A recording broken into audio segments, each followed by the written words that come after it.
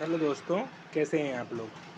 देखिए, ये हमारा जो है कॉपर वायर है और ये आपका स्क्रब कॉपर वायर है।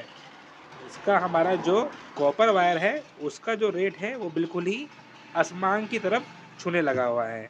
क्योंकि हम पहले क्या करते थे कि हाँ भैया सीलिंग फैन वाइंडिंग करना है गर्मी में, तो हम लोग ठंड में हम लोग माल उठाते थे ताकि हमें सस्ता मिले कुछ रेट गर्मी के मुकाबले में।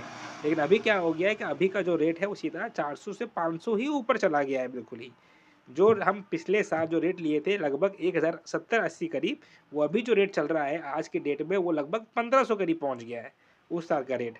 तो सोचिए आप किस तरीके से काम कीजिएगा। बाकी आप बिल्कुल ही ब्रांड लीजिएगा मिलन जैसे कंपनियों का, तब तो उसका तो कहना ही नहीं है कि उसका रेट कितना हाई हो गया है। इसका सबसे बड़ा रीज़न है वो है इलेक्ट्रिक चीज़ें जो हमारे जो आसपास देखिएगा, इलेक्ट्रिक स्कूटर, इलेक्ट्रिक जितने भी ई रिक्शा हो गया, इलेक्ट्रिक बसें, वो बहुत ज़्यादा ही यूज़ होने लगी हैं, जिसमें मोटर सिस्टम रहता है तो आपका कॉपर का वायर है वो ज़्यादा यूज़ होने लगा है।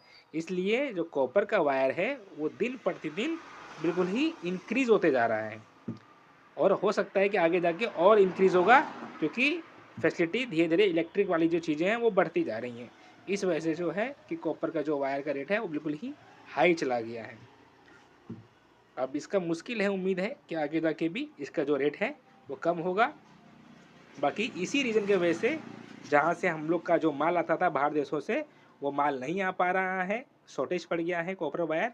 इस चक्कर में जो इंडिया में कॉपर का जो दाम है वो बिल्कुल ही बढ़ते जा रहा है। तो और जिस तरीके से कॉपर का रेट बढ़ रहा है कि कोई ऐसा ना हो कि कुछ दिनों बाद इसका जो रेट है वो सोना से भी ऊपर पहुंच जाए।